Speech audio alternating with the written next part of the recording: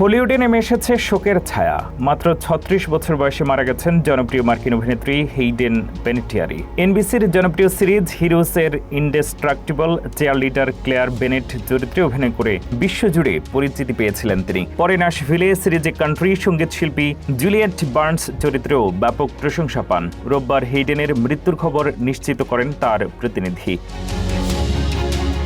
এক বিবৃতিতে বলা হয়, গভীর দুঃখের সঙ্গে প্রিয় হেইডেনের মর্মান্তিক মৃত্যুর খবর জানানো হচ্ছে। বিবৃতিতে তাকে অসাধারণ প্রতিভার অধিকারী এবং এমন একজন মানুষ হিসেবে বর্ণনা করা হয়, যিনি কাছের মানুষদের পাশাপাশি পর্দায় তাকে দেখা লাখো দর্শকের জীবনেও আনন্দ এনে দিয়েছেন। তবে তার মৃত্যুর কারণ কিংবা কি পরিস্থিতিতে মৃত্যু হয়েছে সে বিষয়ে তাৎক্ষণিকভাবে কোনো তথ্য প্রকাশ করা হয়নি। শিশুশিল্পী হিসেবে ক্যারিয়ার শুরু করা হেইডেন পরবর্তী সময়ে হলিউডের পরিচিত মুখ হয়ে ওঠেন। হিরোস এবং নাশভিলে এর পাশাপাশি বিভিন্ন চলচ্চিত্র এবং টেলিভিশন প্রযোজনায় কাজ করেছেন তিনি।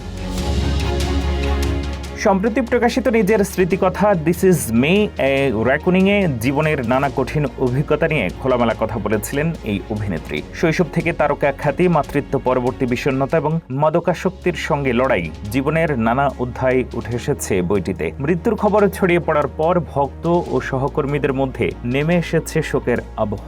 মাত্র ৩৬ বছর বয়সে এই প্রতিভাবান অভিনেত্রীর আকস্মিক মৃত্যু বিনোদন অঙ্গনে তৈরি করেছে গভীর শূন্যতা।